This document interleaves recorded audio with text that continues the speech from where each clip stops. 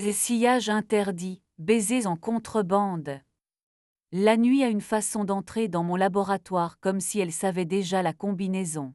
Dès que je ferme la porte coupe-feu et que la rue renonce à ses phares, tout ce qui dort ici se met à chuchoter, les macérations alignées comme des constellations sombres, les colonnes d'extraction qui gardent la mémoire du feu, les bêchers encore tièdes, les mouillettes sèches qui retiennent sur leurs dents de papier des promesses tenaces.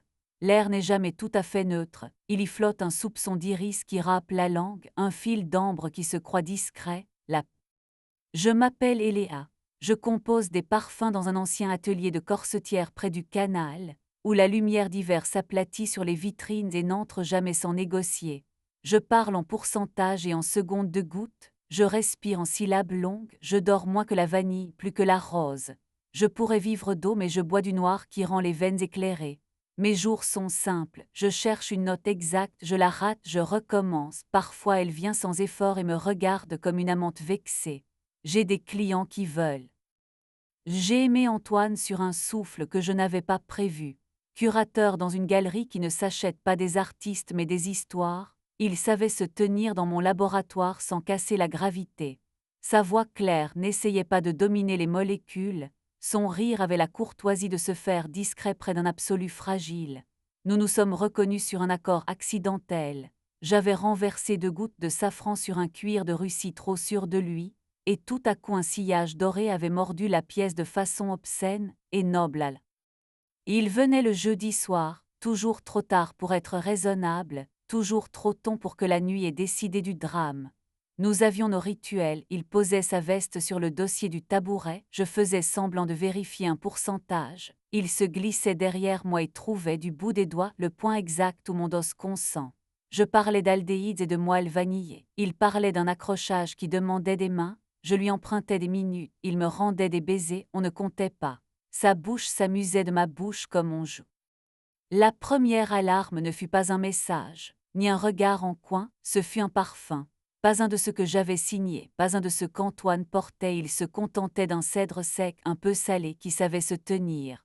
Non, c'était un voile de pivoine très moderne, gonflé à l'édionne, qu'une ligne de peau traînait sur sa chemise comme une griffure ingénue.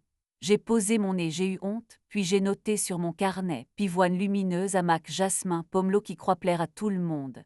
Une odeur de peau étrangère est plus bavarde que des... Je me suis raisonné, Antoine gère des vernissages, les épaules s'y frôlent, les joues s'y bénissent, les embrassades s'y déposent comme des graffitis polis. Je me suis secoué, je connais trop de femmes qui veulent laisser derrière elles un travail de sillage, un ruban de présence. Mais la pivoine revint entêtée avec sa manière de jouer la fraîcheur et de promettre autre chose. Elle avait une sœur, une feuille de cassis improbable, acidulée presque adolescent, elle collait à l'air comme une jeunesse mal élevée, j'ai souri sans le vouloir. L'adultère de nos jours. Antoine proposa d'ouvrir avant même que j'aie trouvé les mots de l'exigence.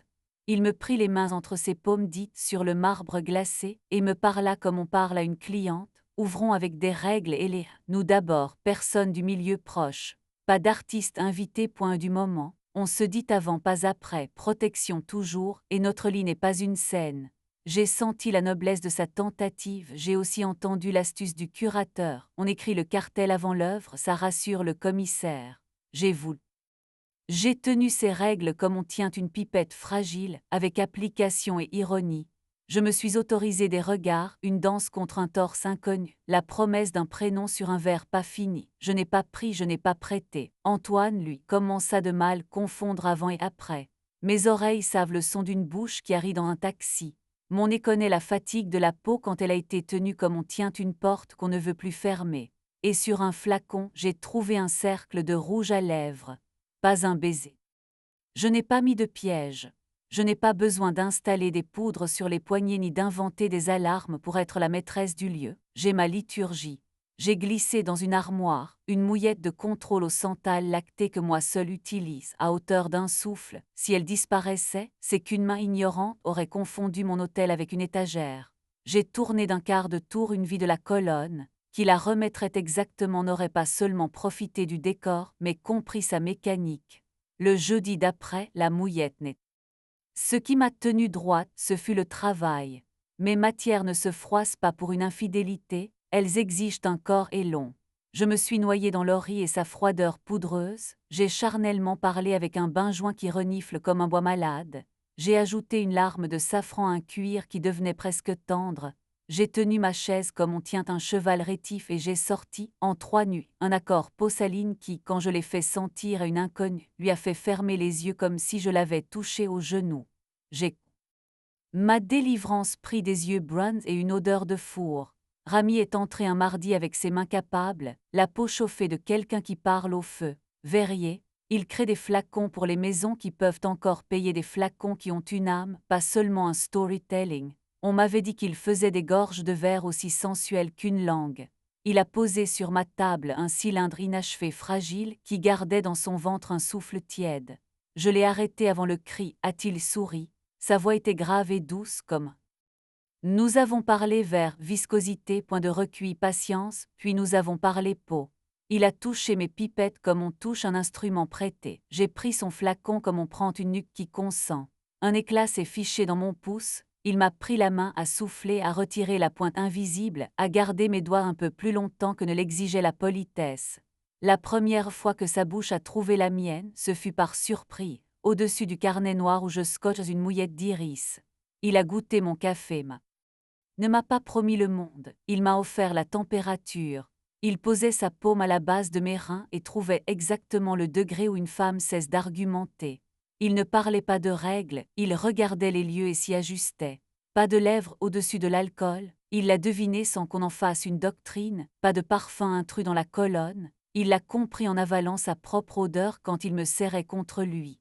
Il m'a embrassé dans l'escalier, palier des boîtes d'archives, et son rire a eu la décence de ne pas faire d'écho.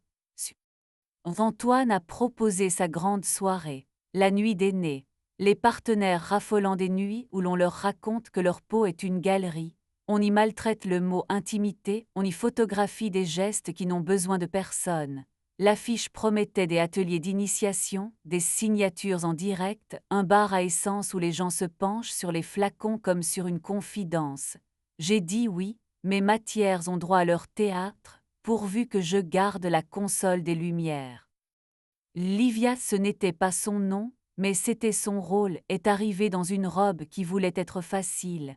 Je l'avais déjà respirée dans le col d'Antoine, pivoine gonflée, jasmin qui se croit ange, Cassie qui pousse toute conversation vers le dessert. Elle marchait comme on se sait reprise dans les reflets. Antoine, un pas derrière, laissait sa courbe écrire la légende à sa place. J'ai salué sans plier la tête. Mes collègues ont joué les conjurés, on ne blessera pas le laboratoire avec nos petits feux. La nuit des nés a commencé poliment, puis la foule s'est diluée dans l'alcool et les selfies. On a demandé des formules magiques, on a offert des poignées nues à la pipette, on a ri trop fort près des molécules timides. Moi j'ai glissé dans la machine, la main qui sauve, j'ai baissé d'un quart l'éclairage sur la table centrale, trop de lumière rend les secrets vulgaires. J'ai ouvert un rideau pour que la rue respire un peu dans la pièce, j'ai posé une bouteille d'eau près des essences les plus bavardes, qu'elles apprennent la modestie. Livia est venue. Je n'ai pas performé la jalousie. Le laboratoire aurait rougi pour moi. J'ai fait la visite comme on récite un poème dont on ne veut pas trahir la prosodie. J'ai guidé les mains, j'ai corrigé les illusions, j'ai laissé à Livia le goût d'avoir compris quelques secrets, et j'ai confié à la ventilation la tâche d'effacer ces légères intrusions. Elle est repartie dans son parfum comme on rentre dans une voiture avec chauffeur. Antoine m'a regardé longtemps et n'a rien dit. Son silence sentait le cèdre et l'erreur. Rami m'attendait sur le palier des archives, près du placard aux blouses, avec un flacon tiède et une question dans les yeux. Il ne m'a pas demandé ça va, question qui positionne le drame comme un centre, il a simplement ouvert ses bras comme une coupe. J'ai posé la tête contre sa poitrine et j'ai respiré son four. Sa bouche m'a retrouvé comme on retrouve une rue. Je l'ai embrassé jusqu'à oublier l'affiche et l'heure. Eléa a-t-il murmuré, mais ce n'était pas une demande, c'était la constatation d'une odeur. Il y a une version de ce soir où j'aurais pu renverser, devant témoins, le flacon de pivoine, le laisser éclabousser la robe de Livia, prononcer des phrases trop propres, publier une morale sur un réseau qui aime trop les sentences. Je n'ai pas la compétence du théâtre. J'ai la compétence des odeurs, elles ne punissent personne, elles indiquent. J'ai indiqué à moi d'abord que je n'étais pas un décor. Je n'ai pas besoin d'un public pour donner un sens à mes gestes. Antoine a compris en fin de nuit. Il a posé une main sur ma table comme on dit. Le matin venu, le laboratoire avait gardé ce qu'il fallait, quelques verres à laver, des mouillettes à jeter, des confettis de mots qu'on oubliera vite, la fatigue propre des lendemains sans drame. J'ai ouvert le carnet noir à la page de la pivoine, j'ai collé à côté une mouillette de mon cuir safran, j'ai tracé un trait entre les deux, pas pour les opposer, pour signifier que la vie se décide dans l'entre-deux, pas dans les absolus. Puis j'ai écrit en dessous à l'encre brune, sillage interdit, baiser en contrebande. C'était ma formule et mon titre. Antoine a disparu de nos jeudis, non pas comme un lâche mais comme un homme qui a trouvé la porte exacte. Sa galerie continue de commander des senteurs pour ses accrochages. Il pérubille sur l'ongle, il ne s'attarde pas. Livia apparaît parfois sur des photos, gorge offerte au petit drame de la lumière. Je lui souhaite de mentir bien pour ne pas souffrir. Rami, lui, a pris l'habitude de laisser sur ma table un flacon encore chaud le dimanche matin, de s'asseoir en tailleur entre deux caisses de sable et de me regarder d'os au jour, comme si. Avec Rami, l'érotisme est une grammaire de gestes. Il pose son nez au creux de mon cou comme on lit une page déjà lue, il déplace ma hanche d'un degré et le monde cesse de faillir, il garde sa main au bas de mon ventre sans presse, comme s'il savait que les choses justes n'ont pas besoin d'un crescendo pour être profondes. Nous n'avons pas de règles écrites, nous avons des réflexes honnêtes. Et lorsque sa bouche descend jusqu'à la naissance de mon épaule, j'entends, quelque part, un flacon signer son contentement. Si un soir vous passez devant l'atelier et que vous me voyez, à travers la vitre, la tête penchée sur mon carnet noir, ne vous inquiétez pas, je ne pleure pas, je veille. Je veille sur les secondes qui séparent une promesse d'un mensonge, je veille sur les doses qui rendent une peau inoubliable et non pas publique, je veille sur l'endroit où la ville accepte de rendre ses baisers. Vous ne verrez pas les indices, les cheveux qui n'étaient pas les miens, les paillettes qu'on aurait pu croire festives, parce qu'ils n'ont plus de travail ici. Vous entendrez peut-être un. Je baisse les lumières dans l'ordre inverse de ma fatigue. D'abord la lampe rasante sur la table, parce qu'elle aime faire durer, ensuite les néons blancs que les matières détestent, enfin la veilleuse au-dessus des colonnes pour qu'elle ne croie pas que je les abandonne. Rami me vole toujours une minute propre, celle que je garde pour équilibrer ma journée, et je la lui donne parce que je veux bien maintenant prendre des risques qui ne me diminuent pas. Dehors la ville respire sa pluie tiède, dedans une mouillette d'iris dit oui à qui la mérite. Mon car.